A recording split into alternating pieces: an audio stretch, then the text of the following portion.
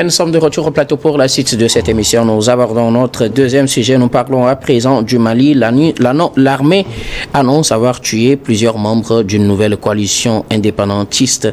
L'armée malienne parle d'un succès pour évoquer cette opération menée ce dimanche 1er décembre dans le nord du pays, dans la zone de Tinzaouaten. Une opération qui lui a permis de neutraliser des cadres d'une nouvelle coalition séparatiste de l'Azawad dans le nord, donc du Mali, dans la région de Tinzaouaten. Je commence par vous, Louis Kamakou. On sait que les combats ont commencé dans cette zone depuis plusieurs mois déjà. On se rappelle encore certaines séquences très importantes de la reconquête de cette zone de Tinzaouaten, près de la frontière avec l'Algérie. Ce dimanche, l'armée malienne a annoncé un succès dans ces opérations avec à la clé la neutralisation d'une dizaine de cadres de ce nouveau groupe séparatiste. Oui, d'abord, ce qu'il faut dire que c'est une information officielle. L'information elle est officielle, d'autant plus que l'annonce a été faite des deux parties. Voilà, donc l'annonce a été faite par l'armée malienne et a été confirmée par le Fonds de libération de d'Awazawad. Ça veut dire que nous pouvons maintenant affirmer ouvertement que c'est une forme de revanche en fait de l'armée malienne sur les groupes indépendantistes, parce que vous l'avez dit, les combats ont commencé dans cette zone-là depuis quelques mois, et donc on se souvient qu'en juillet dernier les autorités maliennes ont reconnu que beaucoup, ou bien des dizaines de soldats maliens et un groupe de militaires russes, Wagner, ont été justement neutralisés dans cette zone-là au cours d'un combat contre les groupes terroristes. Donc je crois que maintenant c'est eux qui ont justement pris le dessus. Donc c'est pour ça que je parle de revanche. Maintenant, ce qui a lieu de dire, c'est une forme également, c'est une sorte de victoire pour l'armée malienne, parce que nous le disons que déjà fin 2023, justement à Tinzaouaten,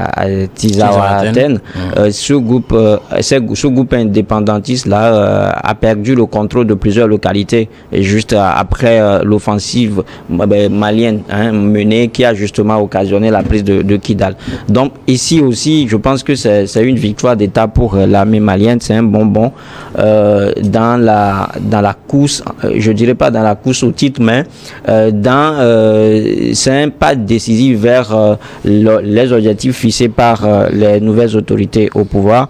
Nous savons que l'objectif qu'ils visent, c'est justement d'arriver à restaurer la souveraineté et l'unicité et la stabilité du pays. Donc je pense que s'ils arrivent justement à prendre le contrôle de Tinzaouaten, c'est également une victoire d'étape. Maintenant, reste à savoir, est-ce que si les chefs sont neutralisés, est-ce que derrière il n'y a pas de petites pépines, il n'y a pas de pépinière, est-ce qu'il n'y a pas de relève, parce que on a dit que le terrorisme c'est une guerre asymétrique, et on ne sait pas qui est terroriste et qui ne l'est pas. Donc à chaque fois que un leader décède, il y a toujours cette forme là de revanche, les gens en fait se comportent en revanchards, et ils veulent juste à tout prix ensuite venger leur patron. Donc c'est pour ça que je dis, c'est vrai que le leader a été neutralisé, plusieurs membres de la coalition ont été tués, mais est-ce que en réalité on doit déjà commencer par crier victoire? Donc c'est la grosse interrogation. Le Front pour la libération de l'Azawad, elle a confirmé justement avoir perdu une dizaine de ses cadres dans cette opération, cette coalition, nouvelle coalition séparatiste. Ils l'ont présenté comme étant un groupe politico-militaire. Ça veut dire qu'ils ont un groupe armé et défendent également des visions politiques pour cette zone de Tinzaouaten dans le nord du Mali. Une dizaine de cadres de ce groupe a été neutralisé du côté des militaires maliens. Ils l'ont confirmé. Le groupe FLA aussi, elle a confirmé, Credo. Oui, moi je crois que c'est une bonne chose que l'armée malienne ait communiqué sur cette victoire d'étape. ce n'est pas encore une victoire totale parce que l'objectif premier des nouvelles autorités militaires du Mali, c'est d'aller à la reconquête des territoires qui sont tombés dans les mains de ces groupes organisés.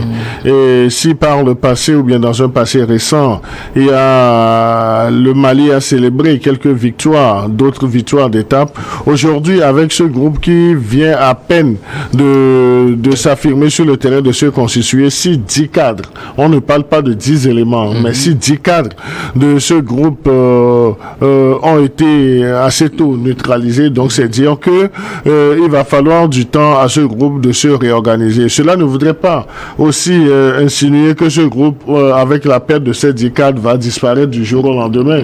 Donc ils vont chercher à se réorganiser pour prendre, disons, cette revanche dont parlait Louis Kamako.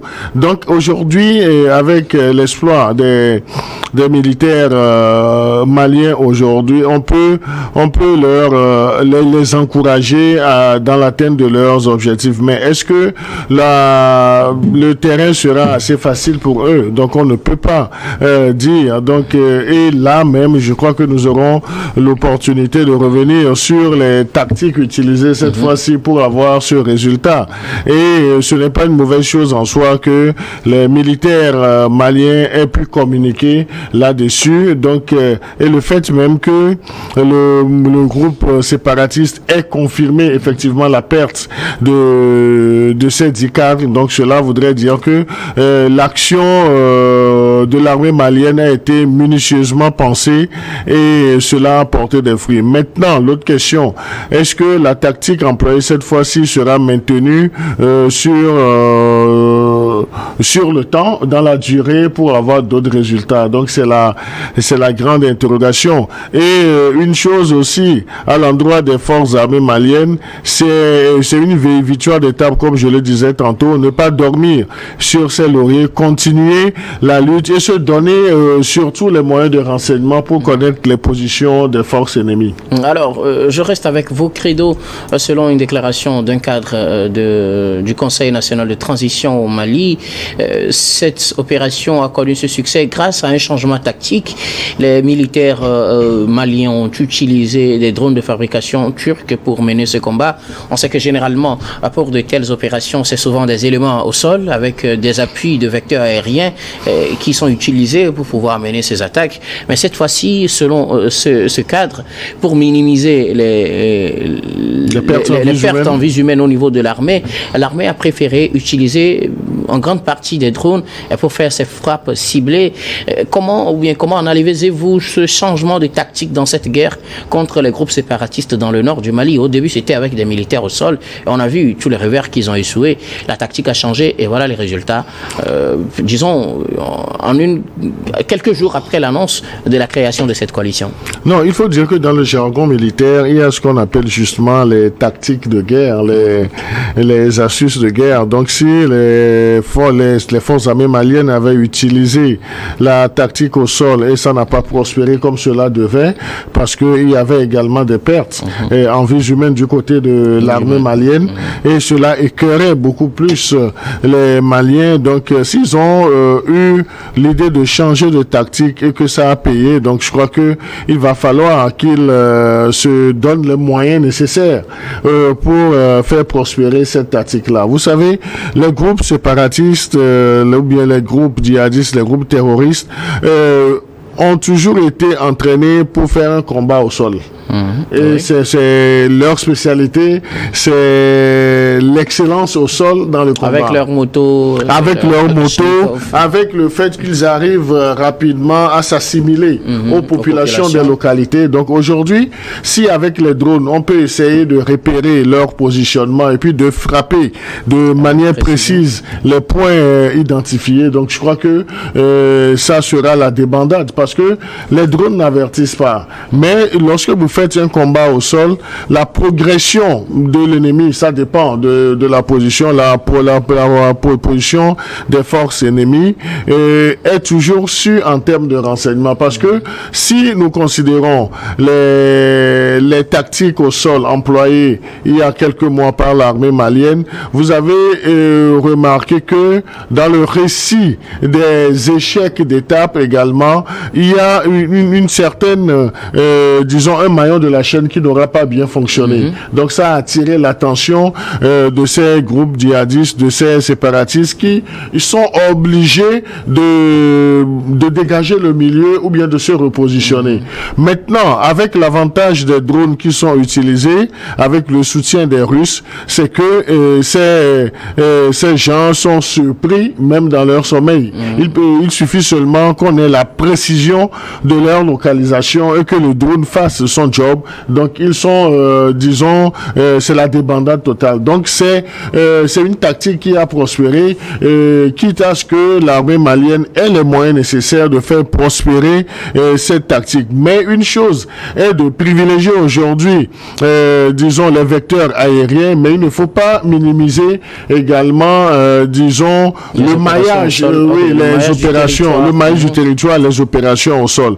Parce que si vous mettez toute votre énergie sur le vecteur aérien et vous vous désarmez un peu au sol, donc c'est que les gens peuvent, ces forces du mal peuvent migrer facilement et se confondre à vos populations les plus proches. Donc c'est, disons, une victoire d'étape qui doit normalement booster encore les nouvelles autorités du Mali à persévérer si elles veulent réellement atteindre leurs objectifs, c'est-à-dire la reconquête totale du territoire malien. Loïc Kamako, changement de tactique dans cette guerre contre les séparatistes et les terroristes dans le nord du Mali, à Tinzaouaten, qui a permis de neutraliser cette dizaine de cadres de ce FLA. On parle de l'utilisation de drones de fabrication turque dans cette opération. De quoi remettre un peu de lumière sur la nécessité d'acquérir ces zones, parce que les militaires, quand ils sont venus au pouvoir, ils ont effectivement acquis beaucoup de matériel, parmi lesquels ces drones de fabrication turque qui aujourd'hui sont présentés comme les éléments essentiels de cette victoire. Non, au lieu de parler de changement de tactique, moi je veux plutôt parler de changement de moyens. C'est-à-dire que les moyens dont dispose en fait l'armée malienne ont évolué maintenant. Parce que Credo parlait tout à l'heure des drones qui ont été offerts par la Russie. Mais au-delà, il n'y a pas que la Russie. Vous avez un État comme la Chine. On disait tout à l'heure que la Chine aujourd'hui considère l'Afrique comme étant un marché prospère où il faut justement aller. Donc la Chine aujourd'hui fait partie en fait en train de soutenir, je dirais pas dans les coulisses, mais la Chine soutient en fait ces pays-là qui font la guerre aux terroristes. Mais dans ce cas précis, on parle d'utilisation de drones de fabrication turque. Oui, on connaît la puissance de la Turquie dans la fabrication de ces drones de combat. Voilà. Mais justement, j'en viens parce que Credo disait tout à l'heure de la nécessité d'un maillage territorial, c'est-à-dire que au moment que vous êtes au fond, vous devez également veiller à ce que l'arrière soit assuré. Et donc, je pense que là, ils sont dans cette logique avec des véhicules blindés, des ambulances médicalisées qui ont été offertes en avril 2023 par la Chine. Donc ça veut dire que non seulement la Chine, mais aujourd'hui la Russie aussi, les deux pays soutiennent en fait le projet relatif à la restauration de la souveraineté, de la stabilité en fait au Mali. Et donc quand c'est comme ça, et vous avez à côté des militaires qui sont de temps en temps recyclés par ses partenaires. On ne parlera jamais assez d'un groupe comme Wagner qui est au service, qui est aux petits soins en fait des femmes qui les forment, qui les recyclent à chaque fois que le besoin se fait sentir. Et donc je crois que c'est tout un ensemble aujourd'hui, et vous allez constater que de 2023 à 2024 le budget consacré à l'armée malienne a augmenté de 15%. Donc ça veut dire qu'à un moment donné les gens ont mis les moyens pour justement arriver à leur fin. C'est pourquoi je dis, au lieu de parler de tactique, il faut parler de moyens. Ce sont des moyens dont ils n'en disposaient pas. Maintenant, je crois que l'armée a les moyens qu'il faut justement pour parvenir, pour atteindre ces objectifs. Et là, on est en train de le voir. Et ce qu'il faut également noter, c'est qu'aujourd'hui, ceux qui sont au premier rang, c'est-à-dire que ceux qui conduisent en fait les troupes sur le terrain, enfin ceux qui conduisent les troupes sur les champs de bataille, ce sont justement les Maliens.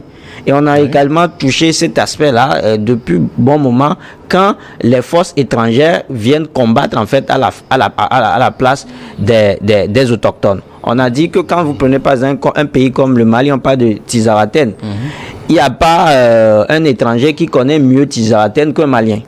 Donc on est arrivé à un moment où on a demandé... Pas n'importe quel Malien, des Maliens qui vivent dans cette zone. Voilà, des Maliens qui vivent dans cette zone. Et donc on est arrivé à un moment où on a fait comprendre aux uns et aux autres qu'il n'y a que les Maliens même qui peuvent en réalité se libérer. Et donc aujourd'hui, on leur a donné l'opportunité. Ils sont sur le terrain, c'est eux qui conduisent les opérations de neutralisation, mais les opérations militaires. Militaires. Donc c'est eux qui sont sur le terrain. Donc il y a aussi la question de la maîtrise parfaite du terrain dont doit faire allusion. Donc je pense que c'est tout un ensemble aujourd'hui qui a concouru, qui a fait qu'aujourd'hui on est arrivé à ce genre de résultats. Et parlant toujours d'utilisation des drones, un petit point, c'est que généralement dans l'utilisation des drones, on peut faire facilement des confusions, ou quand les groupes avec lesquels on fait les combats, ça y est, les terroristes, comme on l'a dit, c'est un combat asymétrique, et c'est pas des gens qu'on pourra identifier facilement quand ils se mettent dans la population. Quand on utilise généralement les drones, on risque aussi de bombarder tout le monde. C'est là aussi le risque. C'est le côté pile en fait de la chose. C'est là où ça devient compliqué. Mais comme je le disais tout à l'heure, je pense qu'il y a une formation qui est donnée en amont, c'est-à-dire il y a un examen minutieux du terrain qui est fait. Donc on ne va pas pour repérer effectivement repérer les terroristes. Et quand vous prenez par exemple Tizawaten, on sait que c'est la zone, c'est la base stratégique d'exploitation et de planification du FFLA. Donc pour l'armée malienne, c'est-à-dire qu'ils savent, l'armée sait où frapper pour justement atteindre la cible. Donc je pense que il y a une prospection, il y a une étude prospective qui est faite en avant pour justement cibler facilement ces groupes terroristes et éviter d'aller commettre des dégâts collatéraux. Voilà. Alors, quelle issue se présente aujourd'hui pour ces groupes terroristes ou séparatistes? En tout cas, ils se sont présentés pas comme terroristes, mais comme étant un groupe politico-militaire. On peut les prendre comme des rebelles ou avec des visées politiques et militaires également. Quelle issue se présente pour eux quand vous annoncez la création d'une coalition et que le lendemain on vous bombarde, on tue 10 de vos cadres? Il faut quand même réfléchir. Est-ce qu'il faut continuer par faire les combats ou il faut capituler, essayer de revenir à la table de discussion comme ça a été annoncé depuis 2023, les discussions intermaliennes? Non, je crois que dans un premier temps, ces forces du mal vont essayer de faire dans la résistance. Donc ils ne vont pas abdiquer d'une manière assez fortuite. Pas si tôt. Donc ils vont essayer de jouer à la résistance, mais tout en sachant que disons leur marge de manœuvre sur le terrain est un peu rétrécie. Maintenant, c'est s'ils jouent encore dans la résistance, peut-être qu'avec les obstacles qu'ils poseront aux forces armées maliennes, éventuellement, cela va amener rapidement à des couloirs de discussion pour qu'ils puissent faire comme ils avaient abouti, disons, à l'accord d'Alger. Donc, s'il y a encore un de ces accords, ça sera beaucoup plus au bénéfice de ces forces du mal. Mais est-ce que l'autre interrogation, est-ce que l'armée malienne est disposée à perdre du temps pour aller dans un semblant de discussion avec ces forces du mal? Vous savez, ces forces du mal veulent occuper une partie du territoire malien. Les nouvelles autorités du Mali sont dans la logique de reprendre la totalité de leur territoire. Et je ne crois pas que au jour d'aujourd'hui, les autorités maliennes puissent commettre encore des erreurs pour dire nous allons à la table de négociation, nous allons les intégrer dans les dispositifs de gouvernance du pays et après constater l'échec même de cet accord. Donc c'est parti pour durer dans le temps. Donc ça sera un combat sans pitié entre les forces armées maliennes et ces groupes organisés. Alors pour les discussions, il n'y a pas vraiment d'espoir pour ces groupes s'ils veulent revenir à la table de discussion, déposer les armes et participer au développement du Mali? Non, il va falloir trouver trouver encore un médiateur. Et c'est là où ça sera un peu compliqué. Parce que avec les effets, est-ce qu'on parlera d'effets néfastes ou bien avec les retombées négatives de l'accord d'Alger, je crois que toutes les parties impliquées vont essayer d'être beaucoup plus vigilants. Les forces régulières du Mali, les forces armées maliennes ne vont plus se laisser marcher dessus, et les forces du Mali et les forces ennemies vont vouloir engranger beaucoup plus de résultats d'atouts. Donc c'est là où les espoirs de discussion, mais d'aboutir à des accords vont s'effondrer assez totalement. Parce que s'ils l'ont fait, si l'armée malienne a décidé de changer non seulement de tactique et puis de frapper, donc c'est que à un certain moment, on peut se demander, est-il possible dans notre vie ordinaire, est-il possible de négocier avec le diable? Louis Kamako, quelle issue pour ces groupes séparatistes qui aujourd'hui enregistrent une lourde perte avec cette montée de l'armée malienne dans ce combat à Tinzaouaten? Est-ce qu'ils vont continuer le combat selon vous, ou il faudra revenir tout simplement à la table de négociation, quand on a aussi à l'esprit ce qui s'est passé avant qu'on aille d'abord aux négociations d'Alger et comment ça s'est terminé? Ouais, ce qu'ils feront, moi je ne saurais le dire, mais je pense que le bon sens aurait voulu qu'ils se capitulent en fait. Parce que quand vous voyez aujourd'hui, quoi qu'on dise, l'armée malienne a le vent en poupe. L'armée malienne va en poupe, et je ne la vois pas en train justement de venir négocier à nouveau. Justement, quand on parle s'ils déposent les armes et qu'ils veulent revenir en tant que citoyens. Mais s'ils reviennent en tant que citoyens, on va les intégrer, il n'y a pas... C'est vite, ce sera vite fait. Mais continuer justement à négocier avec eux, je pense que ça va être très difficile pour l'armée malienne. D'autant plus que nous avons justement, quand on parle de cette guerre-là, il y a l'accord d'Alger qui constitue aujourd'hui un repère, une référence pour les uns les autres, pour justement pour nous signifier que en réalité ce n'est pas une guerre, c'est pas une crise qui peut être résolue en fait autour d'une table de négociation, parce que l'accord est là et on a vu les effets, les uns ont du mal à le respecter. Donc les gens sont dans une logique de vouloir combattre le mal par le mal, et donc l'armée malienne, comme je le dis, c'est elle aujourd'hui qui contrôle le territoire.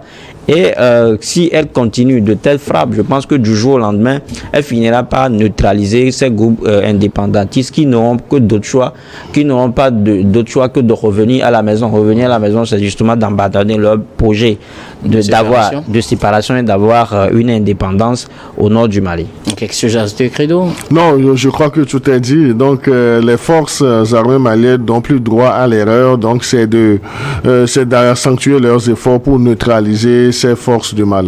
C'est vrai que ça va être difficile parce qu'ils se retrouvent dans leur dernier retranchement. Et surtout quand on de FLLA, on sait à peu près leur origine. On dit que c'est une zone frontalière à l'Algérie, et on sait à peu près le rôle en fait malcable que jouent certains pays africains, en fait certains pays de l'Afrique du Nord dans l'instabilité en fait dont fait face l'Afrique de l'Ouest ces dernières années. Il faut garder aussi à l'esprit qu'il y a un peu pratiquement un an l'armée malienne prenait le contrôle de la zone de Kidal, et justement voilà. Un an après, avec cet assaut sur Tinzaouaten, avec ces résultats, il faut se rappeler aussi que c'est les rebelles qui ont fui cette zone, qui se sont repliés à Tinzaouaten. Merci beaucoup à vous tous pour vos contributions. Nous allons marquer la pause pour le journal. Il reviendra tout à l'heure pour la suite de cette émission.